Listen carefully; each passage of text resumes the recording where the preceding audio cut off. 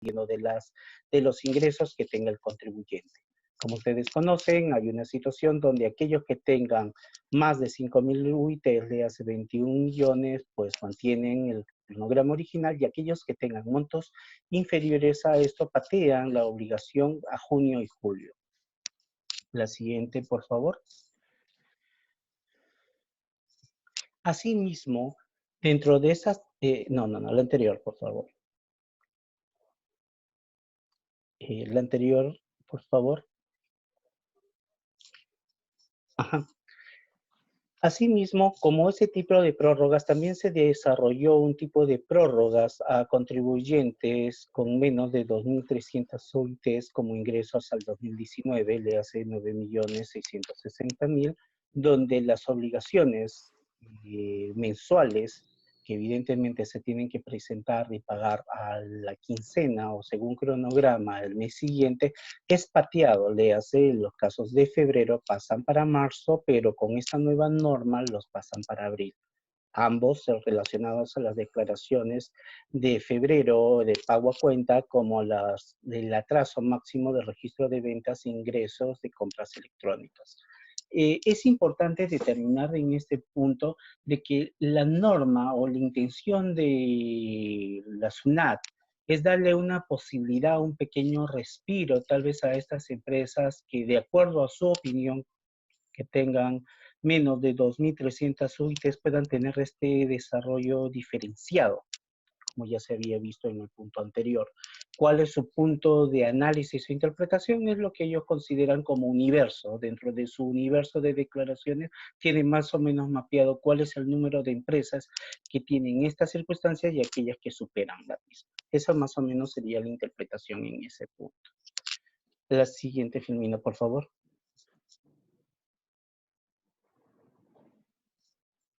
Mucho se ha discutido el tema de qué es lo que pasa si yo simplemente no puedo presentarlo, porque en el tema del teletrabajo yo mando a mi contador a su casa y el contador a veces no tiene a la mano el programa o simplemente no puede presentar estos libros electrónicos porque simplemente no se encuentra en su casa, dado que todo el material o todos los documentos lo tiene la empresa. Curiosamente nos fijamos y nos encontramos con una norma que va a ser, en el fondo yo creo que va a ser muy discutida, que es la famosa facultad de discrecionalidad de la Administración de Sanciones por Infracciones Tributarias, la resolución de Superintendencia Nacional de Administración Tributaria Interna 008-2020 SUNAT, el cual fue publicado el 18 del 3 del 2020. Esta facultad te va a decir que durante el estado de emergencia decretado por el 44-2020, incluyendo los de desde el 16 para adelante, todo eso la administración no tiene facultades para sancionar. Entonces, la primera pregunta es clara. Me has estado diciendo en las otras filminas que me has cambiado, me has prorrogado, o he tenido que presentar, o estoy saltando obligaciones, y en algunos haces una diferenciación y en otros no. Y por otro lado me das una norma en la que me estás diciendo que no me vas a aplicar sanciones durante el estado de emergencia del Decreto Supremo 044. Entonces, ¿en qué quedamos? Entonces, en este punto, yo considero que hay términos que tomar en claro muy puntualmente para no interpretar más allá de la propia norma. La primera es que, como dice exactamente, no hay un tema de infracciones tributarias, como está relacionada a las obligaciones tributarias formales, como la declaración, y el estado de emergencia declarado por 004-2020 es importante. ¿Por qué? Porque como todos sabemos, el presidente Vizcarra ha proyectado o ha prolongado a 12, 13 días adicionales, pero esa es una nueva norma que no significa que sea el DS 44-2020. Es decir, la norma que tendría que venir tendría que ser una norma modificatoria, de tal forma que si por X razones apareciera una norma que no engarza o no señale que hay un tema relacionado al 44-2020, tendríamos que cerrarnos en una interpretación de que la facultad discrecional acabaría el 31 de marzo. Evidentemente, este punto tendrá que ser discutido cuando aparezca la norma correspondiente. Entonces, pregunta, ¿desde cuándo inicia y cuándo es el plazo? Como bien se dijo, desde el 16 de marzo hasta el 31 de marzo.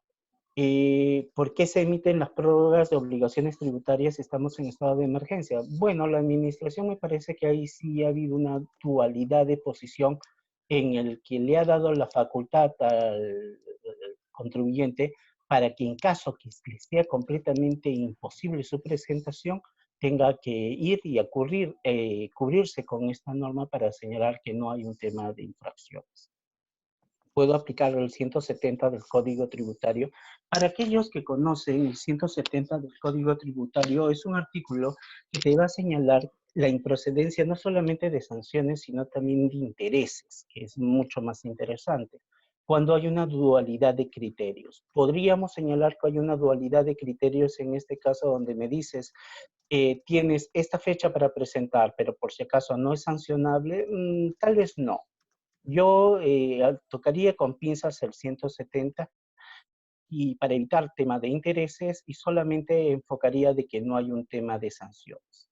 Solamente teniendo una posición conservadora. Evidentemente, esto se irá dilucidando con las nuevas normas que vengan a salir de aquí en adelante. La siguiente, Mina, por favor. Problemas observados.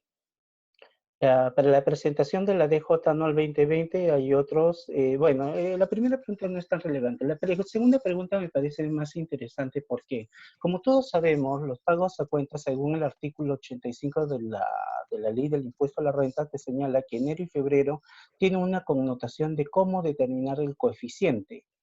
Es decir, si yo en enero y febrero utilizo un coeficiente calculado en base a impuestos sobre ingresos, tributos sobre ingresos. Entonces, si es enero y febrero y lamentablemente extiendes ese plazo, me estoy refiriendo para los casos evidentemente que la declaración es jalada junio y julio, léase a los menores de 5.000 UITs. ¿Cómo queda el tema de mi pago a cuenta? Porque mi cálculo ya no lo puedo en el mes de febrero, en el mes de marzo, ¿cómo calculo? Curiosamente, no hay una norma en este punto. Y estamos hablando de una norma de rango ley, del artículo 85. No estamos hablando de una norma reglamentaria. Por lo tanto, por más que quisiera un decreto de urgencia o algo, hacer una modificación, sería poco probable. Entonces, tendríamos una situación, a mi interpretación, como una especie de vacío legal en el que simplemente los periodos o los pagos a cuenta de marzo, abril y tal vez parte de mayo, dependiendo del momento de la declaración, te encontrarías con ese problema de cómo se va a determinar el pago a cuenta. Porque, como le vamos a decir, el tema del cálculo es una base completamente legal de acuerdo al artículo 85. Ahora, hay que tomar en cuenta de que los pagos a cuenta, como los anticipos, simplemente son pequeños pagos que voy dando adelantadamente y que al final me van a utilizar como un crédito contra el impuesto al año, el ejercicio anual 2020.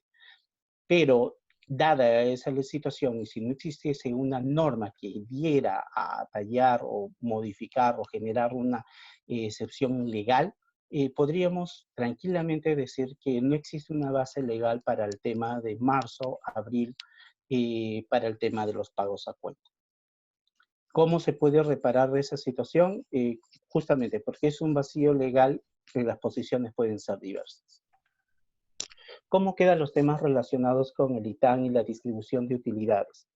Que es una pregunta que me parece que partía de las primeras exposiciones en la mañana. El ITAN, como ustedes saben, es como un impuesto complementario. Era algo así como lo que nosotros conocíamos, aquellos que tenemos los años, el impuesto mínimo a la renta, es decir, como un adelanto, pero con la diferencia de que el ITAN puede ser devuelto, cosa que el mínimo no lo hacía. El ITAN, evidentemente, ¿cuándo puedes tú solicitar la devolución? Cuando presentes una declaración. Si tú no has presentado la declaración, y igual estamos en la misma situación del contribuyente que la declaración es en junio, julio, evidentemente a partir de esa situación podría pedir la devolución. ¿Y cómo hago con los pagos a cuenta que podrían haberse generado antes de esa época? Igual estamos en un vacío legal. Entonces, ahí, mientras no hay una respuesta, ponernos ahorita a interpretar sería absurdo, porque como ustedes sabrán, las leyes tributarias no tienen analogías ni interpretaciones. Es lo que se llama principio de legalidad o reserva de ley. Por lo tanto, habrá de tener o esperar una norma que así lo señale. Y si no existiera esa norma, simplemente no es aplicable. Igualmente para el tema de la distribución de utilidades. Hay un punto interesante sobre la distribución de utilidades que sí me voy a saltar al tema de lo que nos dice el artículo 144 de la Ley General de Sociedades. La Ley General de Sociedades nos dice de que yo puedo hacer el tema de la distribución dentro de lo que ellos llaman la Junta Obligatoria Anual. Y esta junta obligatoria anual, que es desarrollada dentro de 3 meses del ejercicio, del cierre del ejercicio económico, no está amarrado a una declaración jurada como lo puede ser el tema de la SUNAT. Es decir, el tema de los cronogramas no implican el tema de las utilidades o el estado financiero que tiene que ser aprobado por esta esta junta obligatoria anual, que la Ley General de Sociedades así lo determina en el artículo 144. Por consiguiente, no existiendo esa situación, si la Junta lo determina que hay un reparto de utilidades, que luego se verificará igual para el caso de las declaraciones que sean realizadas en el mes de junio-julio, se puede decir de que no existía una limitación para dicho reparto de utilidades, con la salvedad, evidentemente, de que a la declaración se pueda constatar que efectivamente fueron realizadas en dicho periodo. Un momento, creo que me perdí. Un momento que puede ser distribución de utilidades.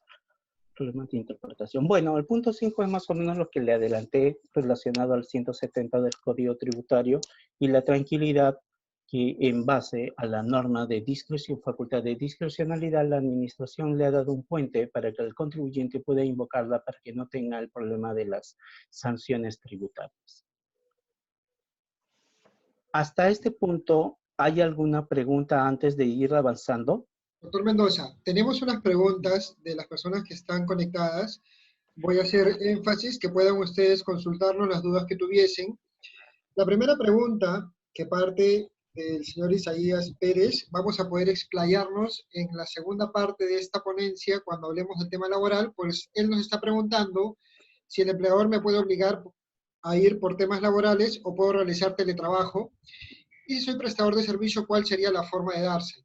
Esta parte la vamos a poder explayar en la segunda parte de la exposición. Sin embargo, sí tenemos una pregunta de parte, bueno, de uno de los participantes que nos consulta, ¿esta discrecionalidad en las sanciones abarca también infracciones aduaneras?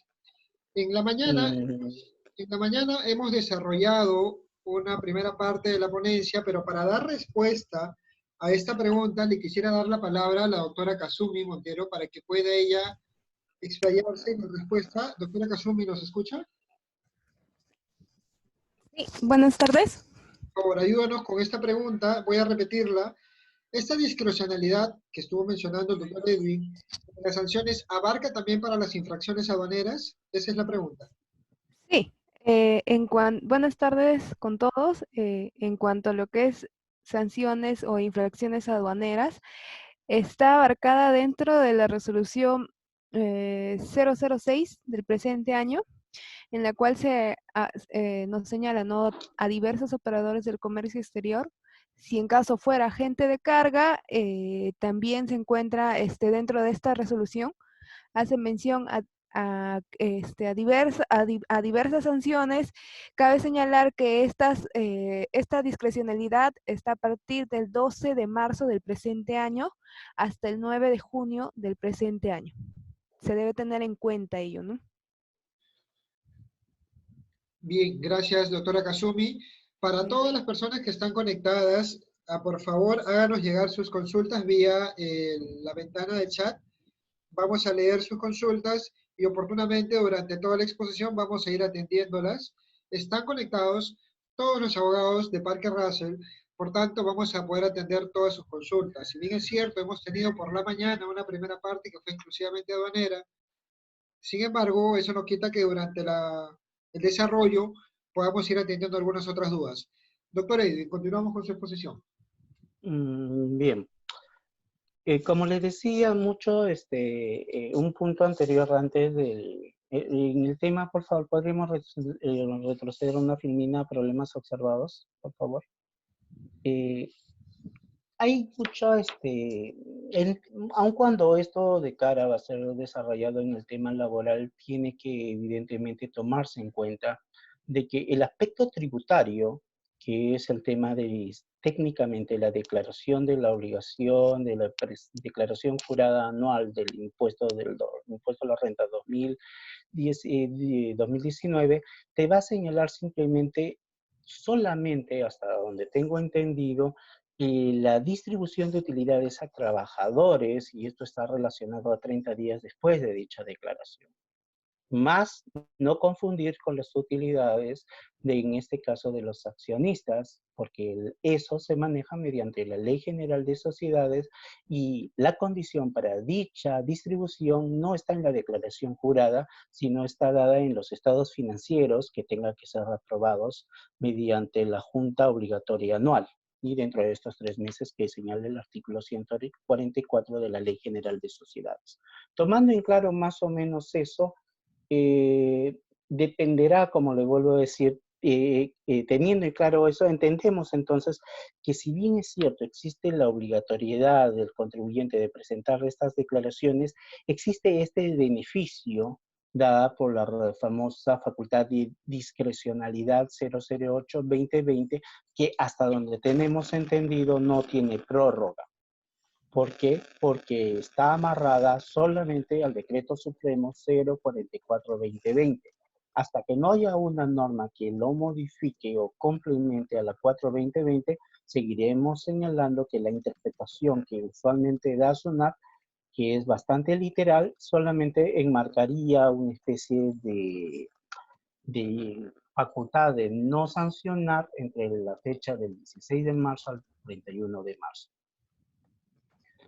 Teniendo en claro eso, y si no hay otras preguntas, vamos directamente la siguiente filmina, por favor. Doctor Mendoza, tenemos una pregunta por parte del señor Isaías Pérez, quien nos indica: la administración ha dado prórroga a los contribuyentes, pero considerando topes. ¿Qué nos va a aplicar a los contribuyentes que por temas circunstanciales que estamos viviendo no podemos declarar como corresponde? ¿Cuál sería la sanción o multa? No, es que vamos por partes y seguimos en la misma situación. Desde el 16 al 31 no hay multas. Eso es lo que te dice la administración para cualquier tipo de obligación tributaria formal, le hace declaraciones. No existe multa. O sea, en ese punto la respuesta es no hay multa. No hay una multa porque la administración te está diciendo, y textualmente lo leo para que quede claro, se dispone a aplicar la facultad de discrecionalidad de no sancionar administrativamente las infracciones tributarias en que incurra el deudor tributario durante el estado de emergencia nacional declarado por el Decreto Supremo 044, incluyendo las infracciones cometidas o detectadas entre el 16 y la fecha de emisión. Lo que la administración te estaba diciendo es que no te voy a aplicar multas. Ahora, es cierto que con el tema del trabajo remoto o lo que llaman teletrabajo, yo puedo señalar, oye, como decía originalmente, todo mi sistema, todo mi programa está en las oficinas de la empresa y eso no puede salir. ¿Cómo yo hago que un personal vaya a ese lugar si simplemente tengo estas restricciones? Lamentablemente para temas tributarios no existe la intencionalidad, el dolo, la voluntad. Para las infracciones tributarias solamente se observa el cumplimiento. ¿Cumples o no cumples? El resto no lo verifico. Pero, y ahí entra el detalle, tienes esta facultad de discrecionalidad donde te dicen, yo, SUNAT, acepto que durante este lapso yo simplemente no puedo ir y meterte una multa, porque justamente estamos en una situación excepcional. ¿Ha quedado clara la pregunta o hay una repregunta para poder aclararla? Doctor Mendoza, no tenemos repreguntas. Continuamos entonces. Ok.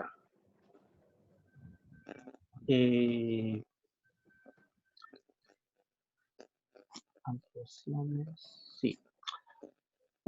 Otros de los puntos interesantes que se han verificado en esta época de estado de emergencia es la resolución 058-2020, que está relacionado a la pérdida de fraccionamientos o refinanciamientos.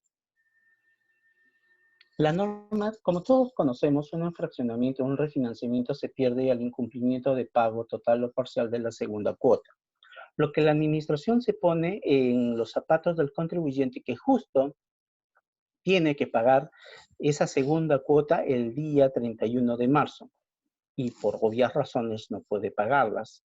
Entonces, la administración lo que te va a decir es, esa cuota de marzo simplemente ahora se arrastra a abril y tienes que pagarlo con los intereses. Es decir, no te perdona los intereses, vamos a correrlo para que no pierdas ese fraccionamiento. Entonces, la pregunta queda a tallar. ¿Y qué pasa en abril? En abril pago marzo, ¿y cómo hago con abril si se me ha juntado dos cuotas? Curiosamente la norma no lo dice, pero debería entenderse que tienes que pagar la cuota de marzo y la cuota de abril simultáneamente para evitar justamente la pérdida del fraccionamiento. Claro, la norma no lo dice, no te pone en una situación de ese tipo, pero se sobreentiende de que el aplazamiento de pago para no perder solamente está relacionado a la cuota de marzo. La siguiente, por favor. Doctor Mendoza, Sí, nos ha dígame. preguntado el señor Isaías Pérez, bajo la consulta que hizo anteriormente respecto a sesiones de sanciones públicas. Y tenemos la repregunta que indica, justamente es la administración quien ha puesto estos topes y a Sí. quienes superamos los topes les ha dado prórrogas. No entiendo. Por favor, ¿puede volver a la pregunta? Repito, pero es la misma administración, es quien ha dado topes. Y si Sí. superamos los topes, ¿quién les ha dado la prórroga? Entiendo, A ver, entiendo que la no, pregunta no, no, no. refiere a quienes superen No, los topes. no, a ver, vamos por partes. Tal vez no hemos sido muy claros. Todos tenemos un cronograma de declaración y pagos que siempre se ha regido. Lo que te va a dar las resoluciones de pagos mensuales, las declaraciones mensuales de febrero o la declaración jurada anual del 2019, te va a decir, se mantiene el cronograma, pero bajo una determinación, tu capacidad de ingreso neto que tengas al 2019. Por ejemplo, para la declaración jurada anual, que estábamos mencionando, que eran más 5.000 UITs. ¿Por qué 5.000 UITs? Buena pregunta. Antes de esta norma decían 2.300 y de la noche a la mañana lo cambiaron a 5.000. ¿Por qué? Nadie lo sabe. Simplemente es una posición, una política fiscal que la zona lo ha determinado. Ok. Si tú no superas ese límite, te voy a prorrogar el tema de la declaración, fuese cual fuese la circunstancia. Es decir, ellos colocan una posición de un monto del contribuyente y en base a esa capacidad que la administración entiende para que puedas reaccionar o no reaccionar, te hace una variación, es decir, te da como una prórroga excepcional o un nuevo cronograma solamente para ellos. ¿Qué pasa con aquellos que superan? Mantienen el cronograma original. Eso es lo que sucede. Y seguimos en lo mismo. Si yo, como contribuyente, supero esos 9.000, ¿quiere decir que me mantengo en el cronograma anterior? Efectivamente, me coloco en el cronograma original, que era de marzo-abril. Ok, pero tengo a mi contador y todo el programa y todos los documentos están en la oficina y de acuerdo al sistema que yo tengo, no puedo desinstalar todo para colocarlo en la casa del contador porque el sistema no me lo permite y colapsaría todo. ¿Qué hago en esa situación? La respuesta que se le plantea en este punto es mencionar la facultad de discrecionalidad de la resolución administrativa tributaria 008-2020, en el que te dice que no tienes infracción durante el 16 al 31 de marzo. Eso es lo que puedes invocar en ese momento. Ahora, y por eso digo, ¿para qué me piden entonces cambiar un cronograma si finalmente me dan esta facultad de yo simplemente presentarlo posteriormente porque la administración ha visto, se ha dado cuenta que no solamente colocar un cambio de fecha es completamente arbitrario, porque yo también podría decir, oye, para mí 5.000 o 9.000 UITs es un monto demasiado relativo. Y yo podría decir que ¿por qué no tiene que ser 6 o 7.000 UITs? Entonces, frente a ese punto de discrecionalidad, es que la administración nos lanza este bote salvavidas en el que nos dice que frente a dicha situación, sin la necesidad de decir que exponer la situación del contador o el problema del sistema contable, agarrarse de esta facultad de discrecionalidad durante el tiempo de dicha vigencia y no encontrarse dentro de la implicación de una multa que tendría que aplicarse si no cumple con la obligación de declaración. ¿Ha quedado un poco más claro? No tenemos repregunta, doctor Mendoza, pero tenemos una nueva pregunta por parte de la señora Marisela, quien indica, ¿se ha dicho algo con respecto al caso de prórroga de IGB que vence en marzo o abril? Esos eran los primeros. Claro. ¿Podemos retroceder, por favor, las niñas a la segunda? Solamente la prórroga se ha desarrollado, como bien señala, en el mes de febrero. ¿Qué cosa pase en marzo? No sabemos. En IGB entendemos que se mantiene, pero para impuesto pago a cuenta de impuesto a la renta tenemos esa observación, dado que, como mencioné inicialmente, el artículo 85 te señala claramente cuáles son las condiciones para que se tenga que calcular el coeficiente para los periodos de enero y febrero. Por lo tanto, si superas el dicho periodo y no hay una declaración jurada, entonces estamos en un pequeño vacío. Entiendo de que hoy día, algo mencionaba el doctor Carlos, se le ha dado las facultades al Ejecutivo para que realicen una serie de normas y muy probablemente abarque este punto. La realidad es que a la fecha solamente la excepción ha sido para febrero. Los otros meses se mantienen como tales, hasta que no aparezca una nueva norma correspondiente. Muy bien. Doctor Mendoza, esta norma fue, nos consulta el señor Juan, indica, esta norma fue pensada en que terminaba el estado de emergencia el 29 de marzo. Ahora ese plazo queda desactualizado. Ya. Tiene que recordarse que el impuesto a la renta, como muchas de las normas tributarias y restrictivas, tienen una interpretación literal. Y eso nos hemos chocado más de una vez a aquellos que han tenido procesos de fiscalización. El fiscalizador o el evaluador simplemente señalará puntualmente lo que dice. La famosa resolución de Superintendencia de Administración Tributaria, la 08-2020, te va a señalar que la fecha, el periodo de estado de emergencia es el declarado por el 04-2020. Y cierro en este punto. El decreto es Decreto Supremo 04-2020. Si hay otra norma, no lo ampliaría. Por lo tanto, esta facultad solamente está cerrada dentro de los 15 días que señala ese 044. Por eso, habrá de tener claro, ver qué cosa es lo que aparece como nueva norma. Mientras no tengamos una norma, por más que haya hablado el presidente Vizcarra, en el derecho, si no hay papel, no hay nada. Entonces tendremos que analizar ya posteriormente si hay una facultad discrecional complementaria o si la norma que vayan a ampliar señale, como podría decir, el decreto supremo número tanto, el cual modifica el cronograma o el plazo del estado de emergencia del decreto 044-2020 PCR. Si fuese ese literal, entonces podríamos incorporar y extender esta facultad discrecional, sí.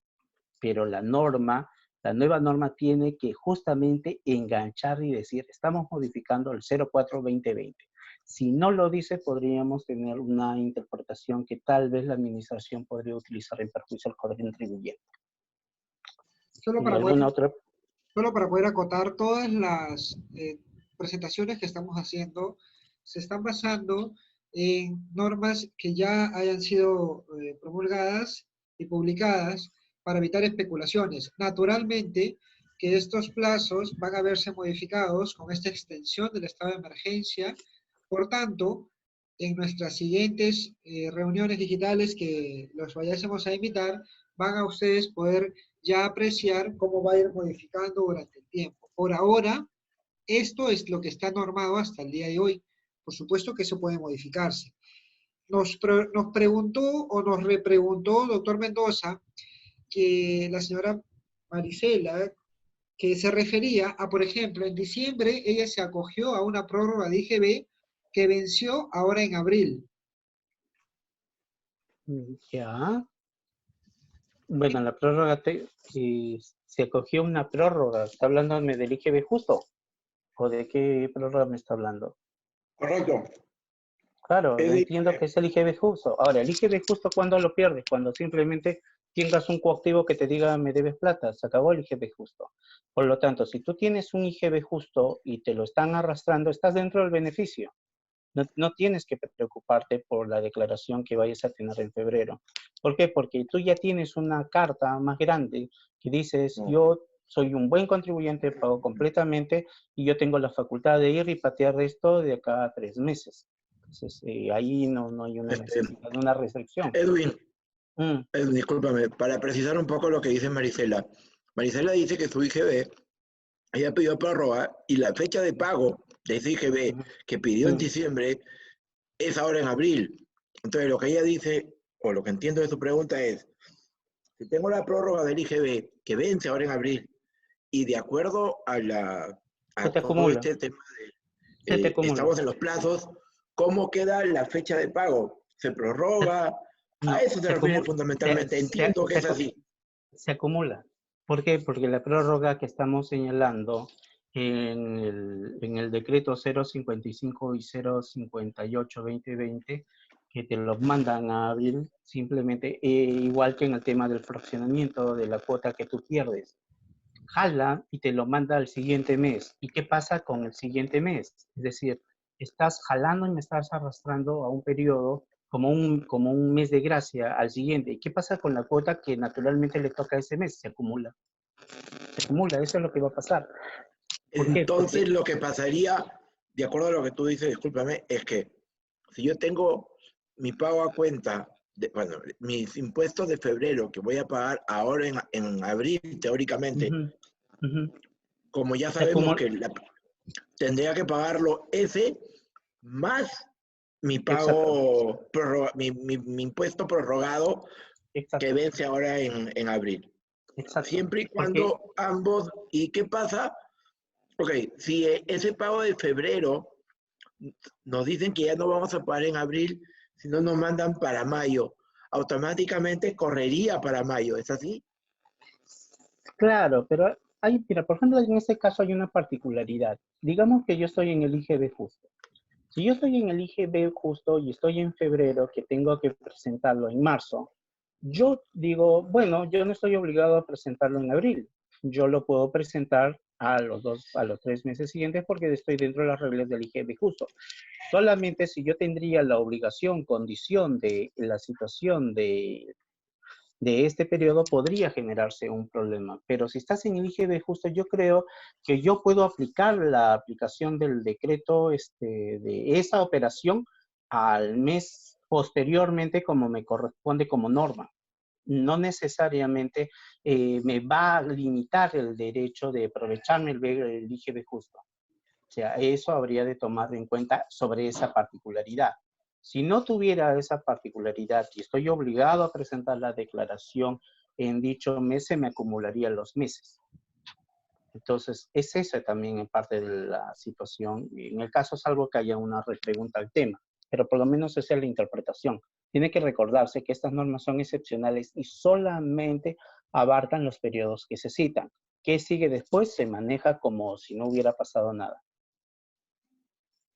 Tenemos una pregunta de la señora Miriam, que fue respondida también en el chat por el doctor Carlos Rodríguez. Sin embargo, la voy a leer para conocimiento de todos los asistentes. La pregunta de la señora Miriam es: ¿cómo corresponde proceder con la declaración jurada anual de las empresas que superan las 5.000 UITs, teniendo en cuenta que se ha ampliado la cuarentena hasta el 12 de abril? la pre-respuesta de parte del doctor Carlos Rodríguez fue que es muy probable que se emita una segunda resolución de SUNAT que modifique esa información. Sí, podría darse esa ampliatoria, pero hasta que no tengamos la norma que yo señale, se tiene que mantener las normas tal y como se encuentran. Por eso les vuelvo a mencionar. Ahorita se está trabajando en base a las normas que tenemos a la fecha. Si hay una prórroga, una ampliación, una secuencia diferente, se analizará en ese momento. La fotografía o las normas que se han realizado es para poder salvar este pequeño temporal. Que evidentemente hay normas, hay vacíos que se tienen que complementar, sí, claro que las hay. Entonces dependerá justamente de las normas que se tengan en ese momento para que sean analizadas. Continuamos entonces con la presentación. Nos quedamos en esta diapositiva, doctor Mendoza. La siguiente sería esta de acá. Situación excepcional de la devolución de detracción. ¿Qué es lo que sucede? Curiosamente, la resolución de Superintendencia 058-2020 nos va a señalar una situación excepcional en la que nos dicen que para los días 27 al 7 de abril todos los contribuyentes podemos entrar a esta devolución de detracción. Todos sabemos que las detracciones son cuentas de dinero que no están a nuestra disposición, están en el Banco de la Nación y la naturaleza. Para las mismas es el pago de impuestos. Aún así, también es cierto que al ser nuestro dinero y de acuerdo a las normas correspondientes, en este caso el artículo 25 del reglamento del sistema de detracciones, pasadas 3 periodos, el común denominador simplemente puedo solicitar su devolución y en ese caso tenerlo en la mano como monto líquido y poder pagar a nuestros proveedores. Un ejemplo bastante gráfico es simplemente en el primer mes tengo 500, en el segundo mes tengo 1000 y en el tercer mes tengo 2000. De acuerdo a las normas generales del reglamento del sistema de detracciones, yo podría sacar como un mínimo denominador 500. Pero a través de esta resolución 2020 del 058 me va a señalar de que yo voy a poder utilizar el saldo acumulado al momento del 15 de marzo. En el ejemplo que les di teníamos 500, 1000 y 2000. En este caso no saco 500, sino saco 2000. Pero hay un punto que la norma también te dice. Te dice que la aprobación de esta solicitud va amarrada con todas las otras obligaciones que te dice el reglamento. ¿Cuáles son estas otras obligaciones del reglamento? Pues que si tienes deudas tributarias van a ser compensadas, que si no puedes ser un sujeto no habido, que tengas la obligación de llevar o el llenado de registro de ventas y compras electrónicas llevados de acuerdo a normas, y obviamente me estoy refiriendo a antes del 15 de marzo, porque posteriormente tenemos la norma que nos señalaba que hay una especie de facultad de discrecionalidad donde no se puede realizar ningún tipo de sanción, y finalmente tenemos el tema de presentar nuestras declaraciones juradas dentro de los plazos correspondientes, igual amarrada hasta el 15 de marzo del 2020. Sobre este punto, si no hay preguntas, paso a la siguiente. Hay una pregunta, doctor Mendoza, que, bueno, no puedo identificar la persona que hace la pregunta porque está con un usuario distinto. Sin embargo, su consulta es: yo tenía que pagar IGB justo en marzo de IGB de noviembre. ¿El pago se prorroga? Es la pregunta. Abril. Se prorroga abril. Claro. Se prorroga abril y en teoría no pierdes el IGB justo porque como siendo repetitivo, ha sido trasladado la fecha de obligación de pago y declaración a abril. Sí, y mantienes el IGB justo. Pero igual en la siguiente sección de la pregunta, ¿eso quiere decir que se me acumula el IGB justo de ese mes con el mes natural que le correspondería? Sí, pero como mantengo el IGB justo, pateo esa presentación a 3 meses siguientes. Distinto sea el caso donde no estoy en el IGB justo y se me acumula el periodo de la mensualidad o el periodo que le están extendiendo con el que naturalmente debería tocar. ¿Alguna otra pregunta? No, por ahora no. Continuamos con su presentación con esa última diapositiva. Bueno, En este tema ya es un poco más sencillo, son normas un poco aclaratorias, pero que también son importantes. Es una forma como, hay un comentario respecto al primer punto. Como ustedes deben saber, cuando yo soy una empresa y tengo dentro de esa empresa acciones en una segunda empresa que está en el exterior y esa segunda empresa que está en el exterior tiene a una tercera empresa que está en el exterior, estamos hablando de que cada uno de estos puntos del exterior tiene como denominación primer y segundo nivel. Como ustedes tienen que recordar, yo puedo deducir de aquellos gastos que haya pagado en el exterior y traerlos acá, digamos, como parte de mi concepto de deducción. Lo habitual era que la administración me obligaba a que yo pudiera demostrar a través de las otras administraciones de los otros estados el pago correspondiente de dichos impuestos para poderlos utilizar en ese monto como monto deducible. Eso era entendible hasta la resolución de Superintendencia 059-2020, en el que curiosamente, aun cuando es una operación del 2020, la propia norma nos va a invocar en determinado punto de interpretación que es una obligación para la declaración anual del 2019. ¿Cuál es esa condición? Pues la propia resolución muestra unos anexos 1 y 2, que son unos cuadros de llenado de información, y la información de trabajo digital, y toda esa información es presentada a un correo que se ve en esta firma, que es creditoindirecto@sunat.gov.pe. La norma te dice, ¿y qué pasa? La norma misma se plantea en la situación de que esta obligación está dada aún hacia los contribuyentes que antes de la aparición de esta norma hayan comunicado a la SUNAT de una forma diferente. Por lo tanto, si yo quiero utilizar este beneficio de crédito para el 2019, ¿estoy obligado con esta formalidad? Sí, de acuerdo a la administración, así es.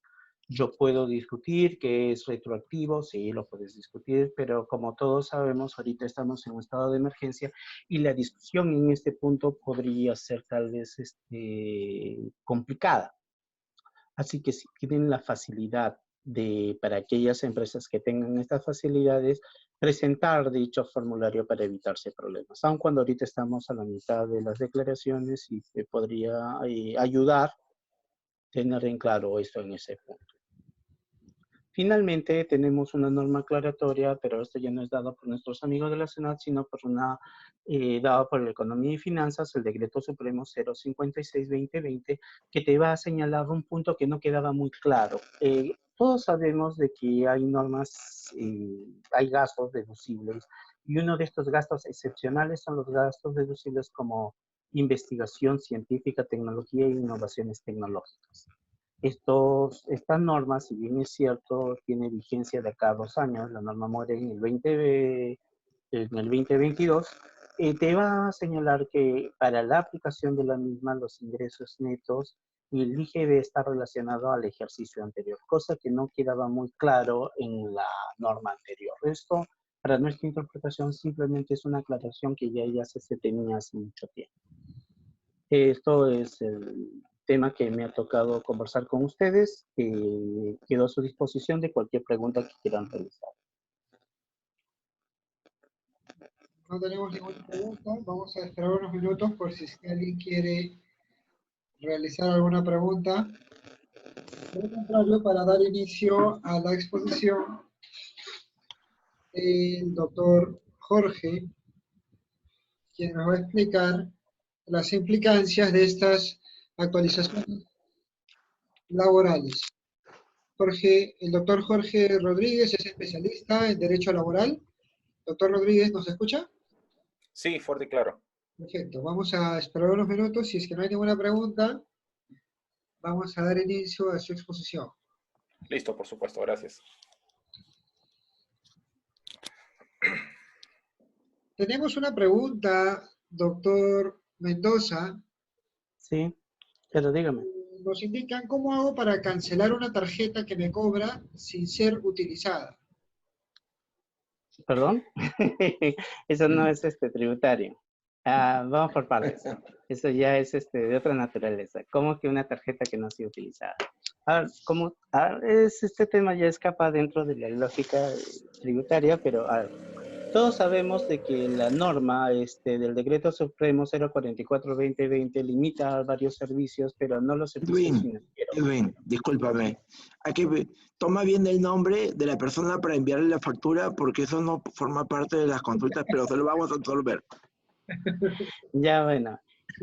Como ustedes deben saber, el Decreto Supremo 044-2020 ha señalado varios servicios que no están dentro del campo de aplicación, pero hay una situación de no vas a laborar o labora en tu casa, pero esa situación no se da para el caso de las empresas del sistema financiero. Si yo he firmado un contrato y es un pacto entre dos partes, donde más que contrato es una imposición del banco a determinadas condiciones, lo que llaman los juristas contrato de adhesión, yo estoy condicionado a determinados aspectos de ella. Si yo tengo una observación de ello y no lo he utilizado y de acuerdo a mi contrato no tengo ningún inconveniente para quebrar la tarjeta, y aún el banco me pide pedir comisión y el contrato te dice que no, yo puedo ir y presentar un reclamo directamente en el libro de reclamaciones. Ahora, todos me dirán, pero los bancos y el libro de reclamaciones, bueno, ahora existe internet y hay libro de reclamaciones de forma virtual. Pasado ello, tiene 15 días más o menos para que el banco responda y de no ser el caso y aún consideran que el sistema es aversivo si ustedes porque están yendo contra su derecho, pueden discutir esto frente al defensor del sistema financiero como segundo punto, que es una entidad que se encuentra separada del Indecopi. Léase que Indecopi no ve estos temas y los temas de consumo o servicios financieros lo ve esta entidad. Esa sería la respuesta en ese punto. En primera instancia, tenemos unos tópicos que se están desarrollando el día de hoy. Sin embargo, todos nuestros abogados están conectados para poder atender las dudas que pudiesen tener. Doctor Mendoza, tenemos una consulta adicional que el indica, si supero los 5.000 UITs, declaro sin problema mi DJ anual 2019. Sé que no tengo multa, pero el tributo que me sale a pagar, ¿tiene intereses por hacerlo fuera de fecha? Muy buena pregunta. Cuando lo que le señalaba originalmente, la facultad de discrecionalidad lo único que te va a decir es no te aplico sanciones, pero no te aplico sanciones no significa no te aplico multa. En ese punto, para yo invocar el 170, que es la pregunta directamente que están realizando, es demostrar que la administración ha generado un doble criterio. ¿Cuándo se habla de un doble criterio? Un doble criterio es que yo te diga, ¿sabes qué?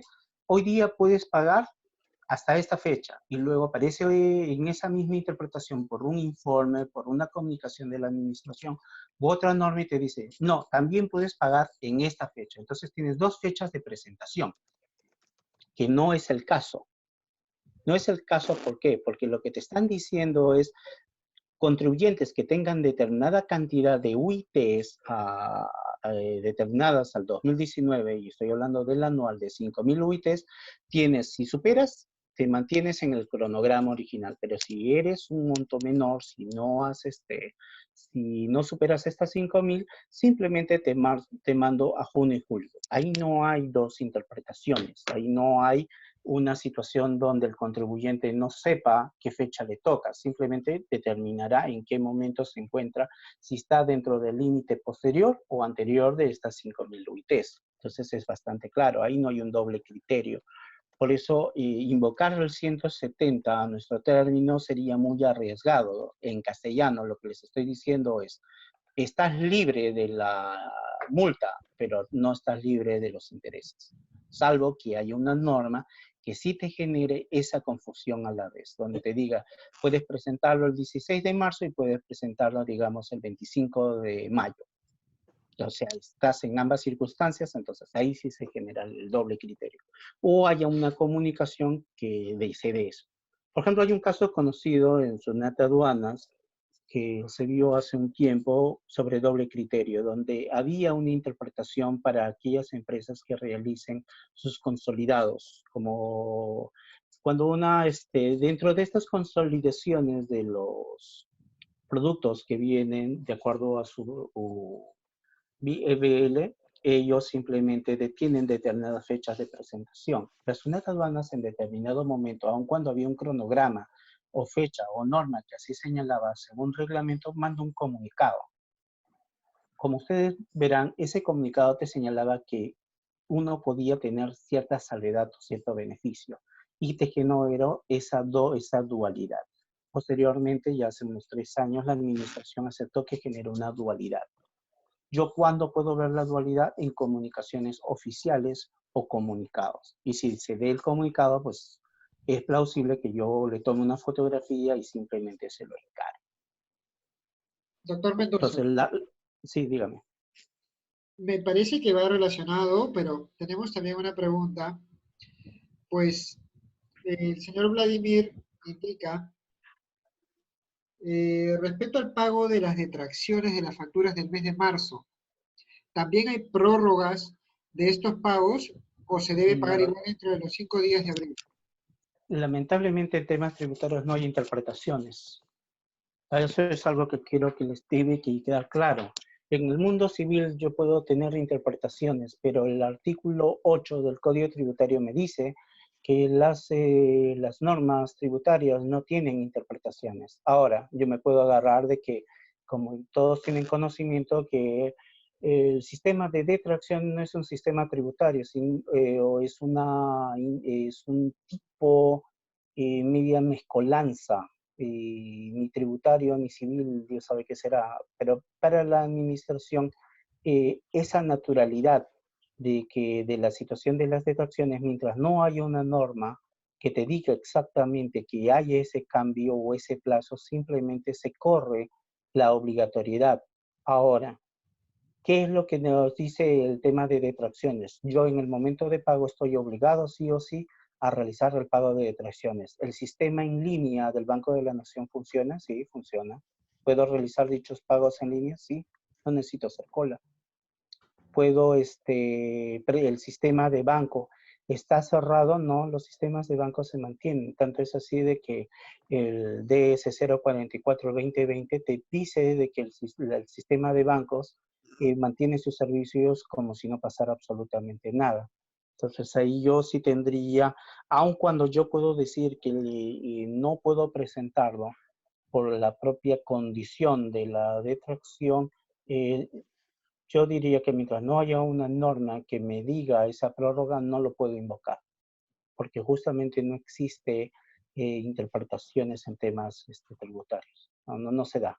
O sea, si yo puedo agarrar de eso, les podría decir que es fácil decir que sí, pero les estaría colocando tal vez en un problema futuro.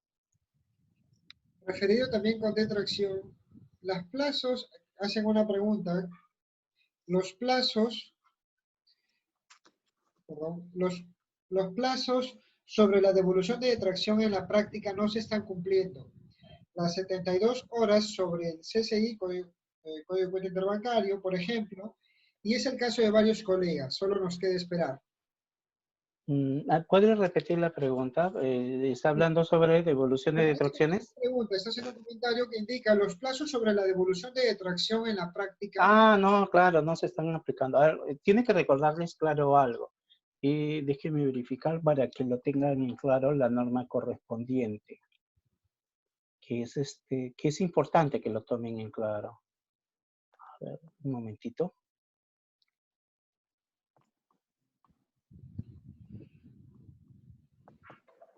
Mientras que el doctor Mendoza verifica... Sí, aquí está. Disculpen.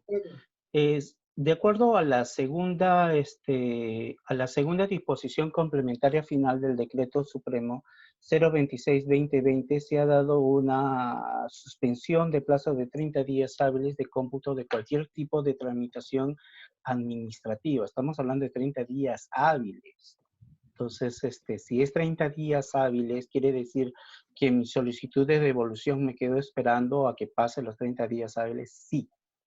¿Cuál es la excepción? La cual las normas señalen que no se va a dar.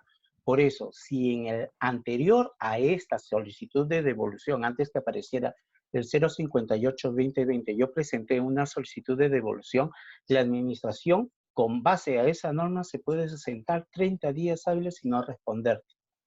Pero en base a esa misma condición, si yo no he solicitado esa devolución y puedo solicitarla, esa solicitud, dada esa situación y dada esas condiciones, sí no se encontraría dentro de esa prórroga. Puede ser injusto que para una persona que ha venido tramitando un tema se quede imposibilitado a aquellos que justamente tengan ese beneficio. Sí, claro que es injusto. Pero la norma es bastante clara en ese punto. Entonces hay que tomar en cuenta que todos los procedimientos que se hayan realizado antes de esta etapa de estado de emergencia tienen como una especie de prórroga o demora porque la propia SUNAT ya no tiene todo el personal trabajando. Tiene personal de campo, tiene personal que está realizando, los procesos de fiscalización han sido detenidos, absolutamente todo. Solamente están dando estas prioridades que, si bien es cierto, la mayoría de las normas va de la mano a personas naturales de cuarta y quinta, y esta norma de devolución para empresas, los otros procedimientos que son de justo derecho para el contribuyente puede entenderse que han sido detenidos. ¿Alguna otra pregunta? No tenemos más preguntas, doctor Mendoza. Hacemos hincapié que esta es una de varias sesiones que vamos a tener. Por tanto, si es que hubiesen algunas dudas adicionales, vamos a tener otras sesiones de igual forma, de manera digital, desde donde todos se van a poder conectar y buscar atender las consultas que pudiesen tener. Asimismo, es en el caso que alguna de las empresas desee alguna reunión con sus ejecutivos, sus gerentes, lo podemos coordinar porque también estamos atendiendo consultas personalizadas con cada uno de nuestros clientes. Como parte de la programación del día de hoy, vamos a darle la palabra al doctor Jorge